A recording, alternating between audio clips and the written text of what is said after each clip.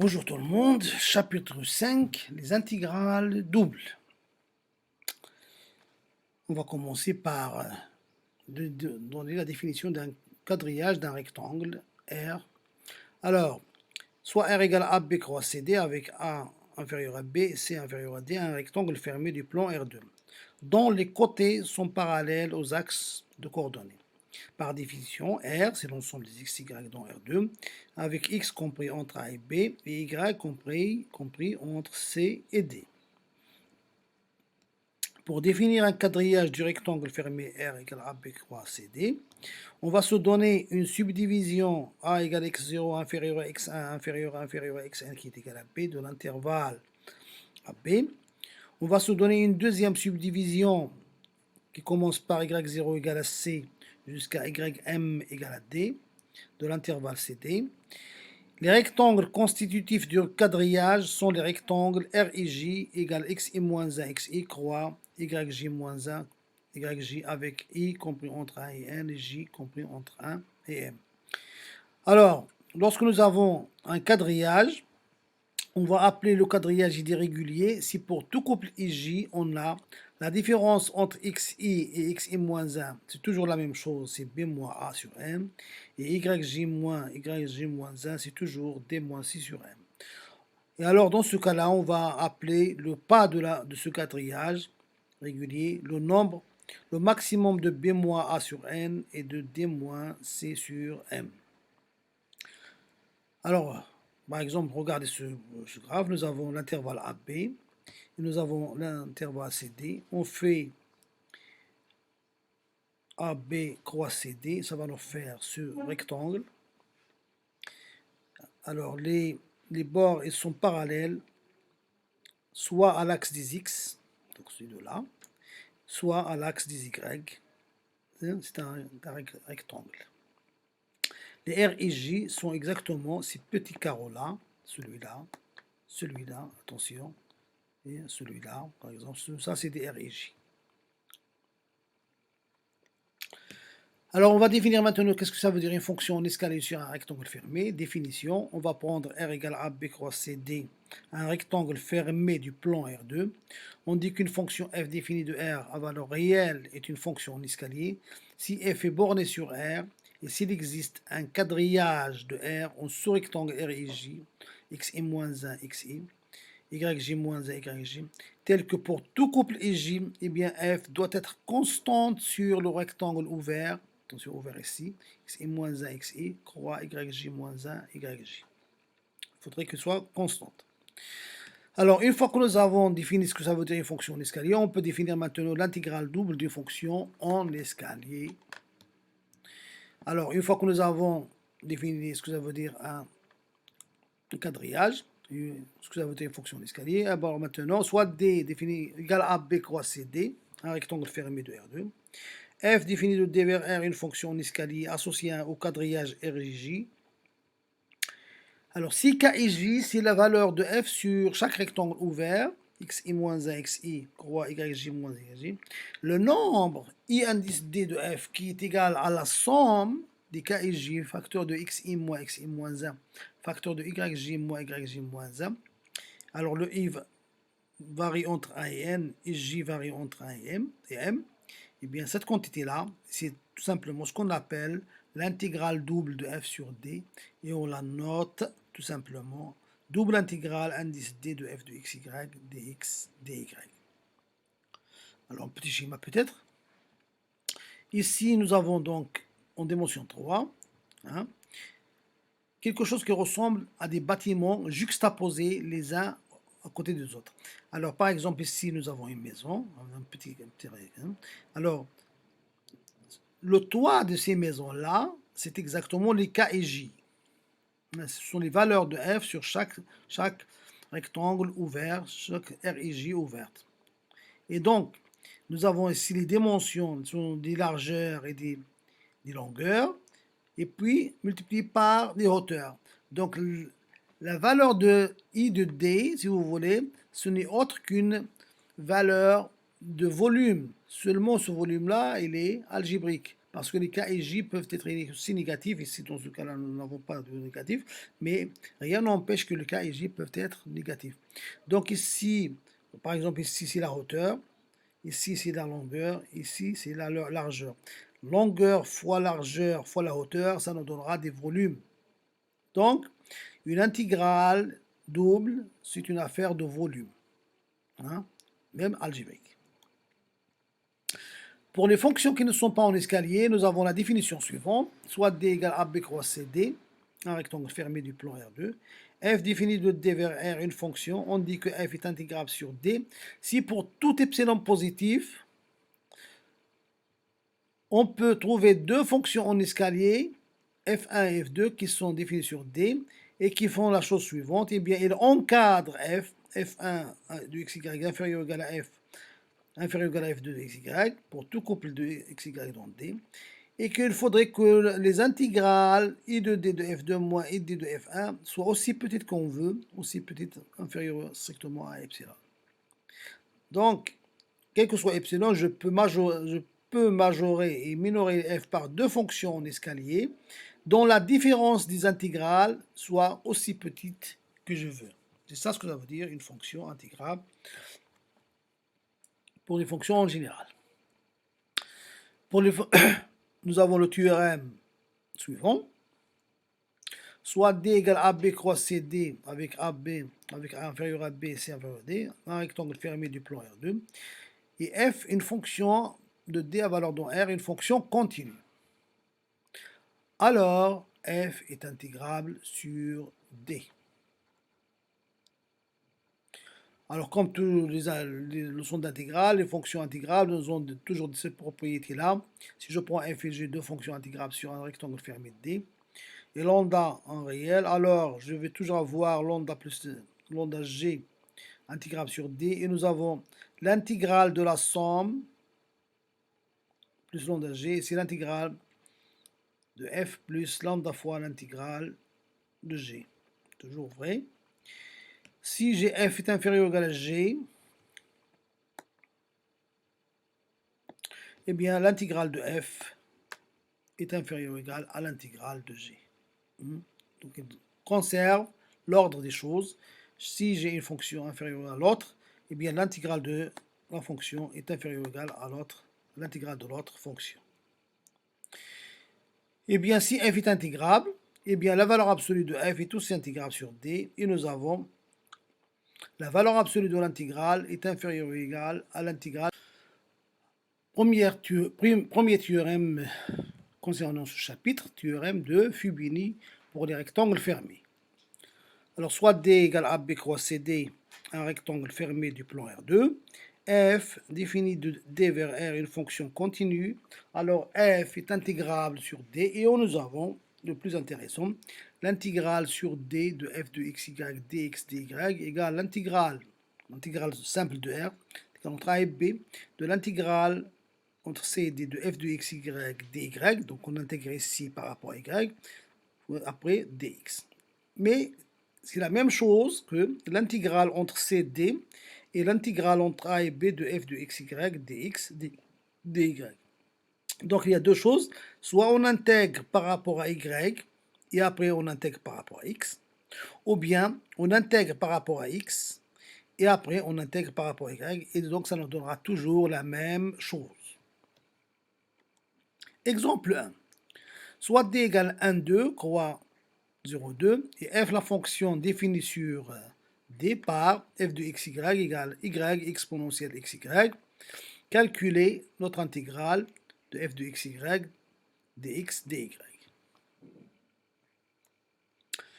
On a I est égal à l'intégrale de D f de x y dy, c'est l'intégrale entre 0 et 2 de l'intégrale entre a et 2 de y exponentielle xy dx dy. On intègre d'abord par rapport à x et après on intègre par rapport à y. Donc ça va être l'intégrale entre 0 et 2 de, quelle est la primitive de ça? La primitive de ça, c'est exponentielle x fois y, n'est-ce pas, entre 1 et 2, qu'on intègre par rapport. Et donc ça va nous faire quoi? Et il va être égal à l'intégrale entre 0 et 2, exponentielle 2y moins exponentielle y dy, Et donc, la primitive de celle-là moins la primitive de celle-là. 1 demi exponentielle de y moins exponentielle y entre 0 et 2. Et on trouve 1 demi e à la puissance 4 moins e au carré plus 1 demi. Aussi simple que ça. Alors, les remarques. Très importante remarque. Alors, on a intégré dans notre exemple par rapport à x. Le précédent calcul nous a pris juste 2 lignes. Et si on avait commencé par intégrer d'abord par rapport à y, on se rendrait compte que le calcul est moins évident. Alors je vous demande d'essayer de le faire vous-même. C'est-à-dire quoi? Eh bien nous avons une règle concernant le théorème de Fubini, très très important. Eh bien, quelle est cette règle-là? Et il faut toujours retenir que dans l'application du théorème de Fubini, un choix judicieux de l'ordre de l'intégration s'impose. Ce n'est pas tout le temps la bonne méthode à choisir. Il faudrait que ce soit faisable. Donc il faut faire très attention dans le choix. Est-ce que vous allez intégrer d'abord par rapport à x ou par rapport à y? Intégrale double sur les domaines non rectangles. Alors on va commencer par les intégrales sur un domaine qui est compris entre les graphes de deux fonctions et deux droites verticales. Un domaine qui est compris entre les graphes de deux fonctions et deux droites. Donc nous avons deux graphes de fonctions et nous avons deux droites qui sont verticales. Schéma. Nous avons donc, voilà C de V, c'est la première fonction. Et nous avons en rouge en bas C de U, c'est notre fonction. Nous avons la droite ici x égale à 1, ici x égale à moins 1. Donc notre domaine D il est à l'intérieur. C'est un domaine qui est compris entre deux courbes et deux droites verticales. Ok? Très bien. Alors pour ce genre de domaine, nous avons le théorème suivant. Soit AB avec A inférieur à B, un intervalle fermé borné de R. U et V, deux fonctions continues sur AB, telles que nous avons la chose suivante, quel que soit x dans AB, U de x est inférieur ou égal à V de x. Et soit D, le domaine de R2 défini par D, c'est l'ensemble des x, y appartenant à R2, tels que A inférieur ou égal à x inférieur ou égal à B, et puis U de x inférieur ou égal à y inférieur ou égal à V de x. C'est ça le domaine D. Si f maintenant est défini de D à valeur dans R qui est une fonction continue, alors f est intégrable sur D et nous avons l'intégrale double de f de xy dx dy sur D. C'est l'intégrale entre A et B, là A et B. Okay. L'intégrale entre A et B, de l'intégrale entre U de x et V de x, de f de xy dx dy. D'accord? Donc ici dy de x parce que on va intégrer ici par rapport à y. Exemple, soit D le domaine de R2 compris entre les équations, les droites d'équation x égale à 1. Donc voilà x égale à 1 et x égale à 4. Donc nous avons les deux droites verticales. Et puis les deux paraboles d'équations respectives y égale x moins 2 au carré moins 4, y égale moins x moins 3 au carré plus 4. Donc nous avons ici deux droites verticales et puis deux courbes. Et D est compris entre ces quatre courbes. On considère sur D la fonction définie par f de xy égale 3x moins 2y plus 1, aussi simple que ça, aussi quelque chose de très simple. Alors nous allons calculer l'intégrale I qui est l'intégrale sur D de f de xy dx dy. On va poser U de x c'est x moins 2 au carré moins 4 et V de x c'est moins x moins 3 au carré plus 4. Alors après une petite étude de fonctions sur l'intervalle 1, 4, on va faire la différence par exemple. On trouve facilement que U de x est inférieur ou égal à V de x, quel que soit x dans l'intervalle 1, 4. Et on a D est exactement égal à l'ensemble des xy appartenant à R2, tel que 1 est inférieur ou égal à x inférieur ou égal à 4, u de x inférieur ou égal à y inférieur ou égal à v de x. Donc c'est un domaine comme dans le théorème qu'on vient de citer. Donc notre intégrale i, c'est tout simplement d'après le théorème de Fubini pour les domaines compris entre les courbes, c'est l'intégrale entre 1 et 4 de l'intégrale entre u de x et v de x de 3x moins 2 plus 1 dy dx. Et ça va nous faire l'intégrale entre 1 et 4. Alors ici, c'est quoi la primitive? Donc ça va être 3x plus 1 fois y moins y au carré entre u de x dx.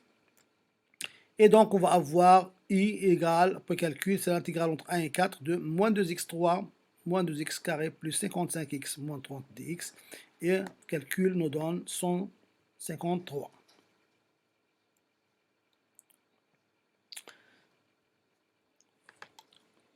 Bien. Un autre type de résultat, c'est les résultats de ce paragraphe, du paragraphe suivant, vont se déduire de ceux du paragraphe précédent en échangeant tout simplement les rôles de x et de y. Hein? Et qu'est-ce qu'on va obtenir? On va obtenir la chose suivante.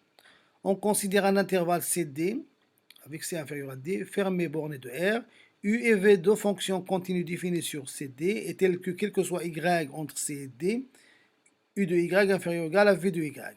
Attention, ici c'est par rapport à Y, par rapport à Y. Soit D le domaine du plan contenu entre les graphes des fonctions U et V, et les droites horizontales, ici c'est pas de verticales, mais elles sont horizontales, d'équations respectives y égale à c et y égale à d. Hein? Contrairement à le premier cas, ici c'est d, il est compris entre les graphes de u et de v, et des équations de droite, si vous voulez, y égale à c et y égale à d, sont horizontales. Alors, D va s'écrire quoi? D, c'est l'ensemble des x, y dans R2. C, inférieur ou égal à y, inférieur ou égal à d. Et puis x qui est toujours compris entre u de y et v de y. C'est ça notre domaine. Il est compris entre la courbe de u et la courbe de v. Et y égale à c et y égale à d. Alors nous avons le théorème similaire du premier, soit f défini de d vers R2 une fonction continue, alors f est intégrable sur d, et on a l'intégrale double sur d de f de x, y, dx, dy, c'est l'intégrale entre c et d, de l'intégrale entre u de y et v de y, f de x, y, dx, dy. C'est l'analogue du théorème précédent, sauf ici que, attention, c'est les y qui sont compris entre c et d. On va voir un petit schéma. Alors, nous avons ici la courbe de U, voilà la fonction U. Et puis, nous avons la fonction V. Ici, l'élément C, c'est 0, donc Y égale à 0. Et ici, Y égale à 2. Et le domaine D, il est compris entre les 4 bouts de courbe, si vous voulez, ou bien de droite, ou bien de segment. Entre tout cela, il y a le domaine D. Alors, dans le cas général, intégrale double dans le cas général, si on a D un domaine fermé borné dans R2, on suppose que D est réunion de deux domaines fermés D1 et D2. D c'est la réunion de deux domaines D1 et D2. Mais attention, et que D1 et D2 ont une intersection soit vide, donc D1 inter et D2 égale à vide, ou bien contenu dans leur bord. Ça veut dire qu'il n'y a pas de surface dans l'intersection. Autrement dit, les intérieurs des deux domaines ne se rencontrent pas. Il n'y a que les deux frontières qui vont se rencontrer. Alors, il n'y a pas de surface dans l'intersection. Ça veut dire que ça peut être tout simplement une petite courbe ou un segment ou quelque chose comme ça. Il n'y a pas de volume, il n'y a pas de surface, il n'y a pas de surface dans l'intersection. Dans ce cas-là, si f défini de d vers R est une fonction continue sur d, et f intégrable sur d, et on a l'intégrale sur d de f de x, y, dx, c'est l'intégrale sur d1, plus l'intégrale sur D2. C'est très important. Hein, lorsque nous avons D, c'est la réunion de D1 et D2. Alors, si D1 et D2 sont disjoints, leur intersection égale au vide, ou bien maximum leur intersection n'est pas vide, mais elle est réduite par exemple à un segment ou une petite courbe, mais il ne faut pas qu'il y ait de surface. Alors dans ce cas-là, l'intégrale sur D de f de x, y, dx, dy, c'est la somme des intégrales de f sur D1 plus l'intégrale de f sur D2. Exemple, on va considérer le domaine D, c'est l'ensemble des x, y dans R2, tel que x compris entre moins 2 et 1 quart y2 plus 1, et puis y compris entre moins 2 et moins 1 quart x2 plus 3. Et on va considérer la fonction f définie de D vers R, définie par f de xy égale x moins y. Et la question, c'est calculer l'intégrale sur D de f de xy, dx, dy.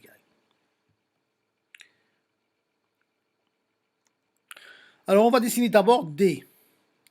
Alors nous avons évidemment les deux courbes. Hein, nous avons cette courbe-là. Hein, et puis nous avons la deuxième ici. Et puis nous avons une troisième. Alors, tout ce qui est assuré ici, soit en noir, vous allez voir pourquoi j'ai mis le noir et pourquoi j'ai mis D1 et D2, soit en rouge. Donc nous avons ici deux parties. Une partie en noir qui est ici. Et nous avons une partie qui est en rouge ici. Donc tout ce qui est assuré, c'est D. Alors ce D-là, on va le partager en deux. La partie supérieure ici et la partie inférieure là. Qu'est-ce qu'ils ont comme rencontre? Leur intersection, c'est tout simplement un petit segment, ce segment-là en bleu, n'est-ce pas? Mais il n'a pas du tout de surface. Donc c'est un simple trait qui ne représente rien par rapport à la surface. Donc on a exactement les conditions du théorème précédent. Donc on peut l'appliquer. L'intégrale sur D va être l'intégrale sur D1 plus l'intégrale sur D2. Alors on pose donc D1, c'est l'ensemble des x, y, lorsque y, évidemment, qui sont dans D, y est supérieur à 2, et D2, l'ensemble des x, y qui sont dans D, mais avec y inférieur ou égal à 2. Alors évidemment, D1 et D2 sont des domaines qui sont définis à l'aide de droites verticales, horizontales et de graphes de fonctions, comme dans le paragraphe précédent, etc. L'intersection de D1 est un segment de droite, donc il n'y a pas de surface. Et nous avons exactement D1, c'est l'ensemble des x qui sont compris entre moins 2 et 2, avec 2 inférieur ou égal à y inférieur ou égal à ça. Et D2, c'est l'ensemble des y qui sont des xy dans R2, tel que y compris entre moins 2 et 2, et moins 2 inférieur ou égal à x inférieur ou égal à 1 quart y2 plus 1. Donc, d'après le théorème, ça va nous faire, c'est l'intégrale sur D1, donc l'intégrale sur D, c'est l'intégrale sur D1 plus l'intégrale sur D2. Alors, l'intégrale sur D1, ça va nous faire l'intégrale entre moins 2 et 2 de l'intégrale entre 2 et moins 1 quart x2 plus 3 de x moins y dy fois dx. Et on va trouver le calcul, ça va nous faire moins 32 sur 5. On va faire la même chose pour I2 qui est l'intégrale sur D2 de f de xy dx dy. C'est l'intégrale entre moins 2 et 2 de la même chose. Et on va trouver, après calcul, c'est moins 64 sur 15. Et finalement, I va être égal à I1 plus I2, c'est moins 32 sur 3.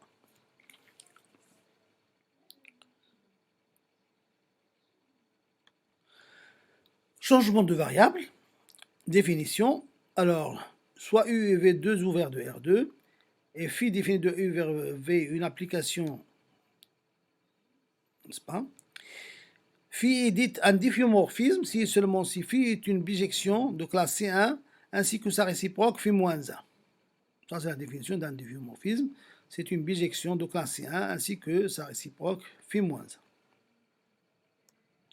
1. Et nous avons le théorème suivant pour identifier les difféomorphismes. Soit phi défini de U dans R2, une application de classe C1. Pour que phi soit un difféomorphisme de U vers phi de U, il faut que sa matrice jacobienne soit de déterminant non nul sur U. Attention, pour que phi soit un difféomorphisme de U vers phi de U, il suffit que sa matrice jacobienne, attention, je vous dirai qu'est-ce que ça veut dire la matrice jacobienne soit de déterminant non nul sur U. Alors, c'est quoi la matrice jacobienne de phi? La matrice jacobienne de phi au point x0, y0 est, alors, on va écrire d'abord phi, c'est phi1, parce qu'elle arrive dans R2, donc c'est phi1 et phi2. Alors, la matrice jacobienne de phi au point x0, y0, c'est la dérivée partielle de phi1 par rapport à x au point x0, y0. Ici, c'est la dérivée partielle de phi1 par rapport à y au point x0, y0. La dérivée partielle de phi2 par rapport à x au point x0, y0. Et enfin, la dérivée partielle de phi2 par rapport à y au point x0, y0. Donc, pour que phi soit un difféomorphisme de U vers phi de U, il faut que le déterminant de la matrice jacobienne soit non nul, quel que soit x0, y0 appartenant à U. C'est très simple, il suffit. Il suffit, attention, une fois qu'on a ça, ça y est, on a le difféomorphisme. Alors, théorème, soit K une partie fermée bornée de R2, il fait une application de classe C1 sur une partie ouverte U contenant K, et tel que phi restreinte à l'intérieur de K, ça c'est l'intérieur de K, est un difféomorphisme de K, de l'intérieur de K vers son image. Alors, pour toute fonction f continue sur phi de K, nous avons la chose suivante. L'intégrale double sur phi de K de f de xy dx dy, c'est l'intégrale sur K de f de phi de U v multiplié par le déterminant de la matrice jacobienne, ce qu'on appelle le jacobien de phi. Le jacobien de phi, alors ça, comme je viens de le noter, c'est le déterminant de la matrice jacobienne de phi de U v du de v. Donc je répète, l'intégrale sur phi de k de f de xy dx dy, c'est l'intégrale double sur k, f de phi de uv fois le déterminant de la matrice jacobienne fois du dv. Ça, c'est ce qu'on appelle le théorème de changement de variable. Exemple, calculer i qui est l'intégrale de xy sur d dx dy. Avec d, c'est l'ensemble des xy appartenant à R2 avec moins 2 inférieur ou égal à x moins y inférieur ou égal à 2, et puis moins 1 inférieur ou égal à x plus y inférieur ou égal à 1. On pose alors le changement de variable suivant. U, c'est x plus y, ça vient d'ici. V, c'est x moins y. Et ceci équivalent à dire à x, si je fais la somme ici, ça va me faire x est égal à u plus v sur 2, et y égale u moins v sur 2. Donc ça c'est phi1, ça c'est phi1 de u, ça c'est phi2 de phi1 de uv, et ici c'est phi2 de uv. Et on a delta égale à phi moins 1 de d. Donc ça va être exactement l'ensemble de uv appartenant à 2 tel que, regardez ici,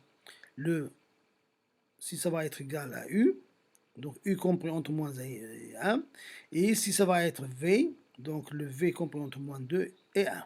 Donc ça va nous donner exactement le carré rectangle, le rectangle fermé, c'est moins 1, le rectangle fermé, moins 1, n'est-ce pas? C'est le delta égal à moins 1, croix, moins 2, 2. On continue. Alors, d'autre part, phi de UV, c'est, comme on l'a dit, c'est phi1, c'est XY, c'est phi1 de UV, phi2 de UV. Et donc, ça jacobienne, la matrice jacobienne, et la jacobienne de phi au point UV, c'est la dérivée partielle, n'est-ce pas? Et quand je regarde, ça va nous faire 1 demi, 1 demi, 1 demi, et puis moins 1 demi. Donc, son déterminant, il va être égal tout simplement à moins 1 demi. Donc, on a I est égal à l'intégrale sur D de xy dx dy, donc de u moins v sur 2 fois u moins v sur 2 fois 1 demi du dv. Et là, ça va être delta. Delta qui est un rectangle.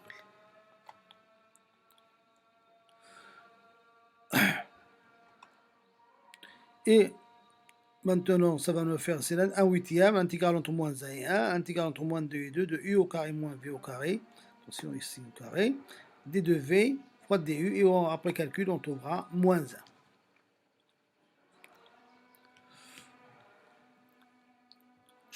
Parmi les changements de variables les plus réputés, il y a le changement de variable coordonnée polaire. On considère le changement de variable suivant, phi défini de R2 vers 2, à Rθ, on associe x qui est R cosinus θ, y égale R sinus de θ. On obtient le déterminant de la matrice jacobienne. La matrice jacobienne est son déterminant, ça va être exactement A égale à R. Et donc on obtient l'intégrale sur D qui est égal à phi de delta, de f de xy dx dy, égale l'intégrale sur delta de f de R cosinus θ, R sinus θ, fois R dr dθ. Voilà le changement de variable en coordonnées polaires. L'intégrale sur D qui est phi de delta, de f de xy dx dy, c'est l'intégrale sur delta, f de R cosinus θ, R sinus θ, R dr dθ. Exemple, calculer I qui est l'intégrale double sur D de 1 sur x carré plus y carré dx dy. Avec D, c'est l'ensemble des xy dans R2, tel que x positif, y positif, et puis 1 plus 1 est inférieur ou égal à x carré plus y carré, inférieur ou égal à 4. Un petit dessin de D qu'on va faire. On va dessiner le D. Et bien voilà. Le x2 plus y2 égale quelque chose, ça c'est l'équation d'un cercle. Donc les x qui sont positifs, nous avons les y qui sont positifs, et puis le x carré plus y carré est compris entre 1 et 4, c'est la couronne que nous avons ici. Donc c'est un bout de couronne, c'est quelque chose de circulaire. Alors une fois que c'est quelque chose de circulaire, le changement de variable qui est supposé, qui convient le mieux à D, c'est de faire un changement de variable en coordonnées polaires. On pose alors le changement de variable suivant, R cosinus θ, y égale R sinus θ. Attention, le R, ici, il va commencer par 1, il va finir en 2. Et les θ, ils vont commencer entre 0 et puis sur 2. On obtient l'intégrale sur D de 1 sur x2 plus y2 dx. C'est l'intégrale de entre 1 et 2, croix entre 0 et puis sur 2, de 1 sur R2 fois R dr dθ. Donc I égale à pi sur 2 fois ln de 2. Merci.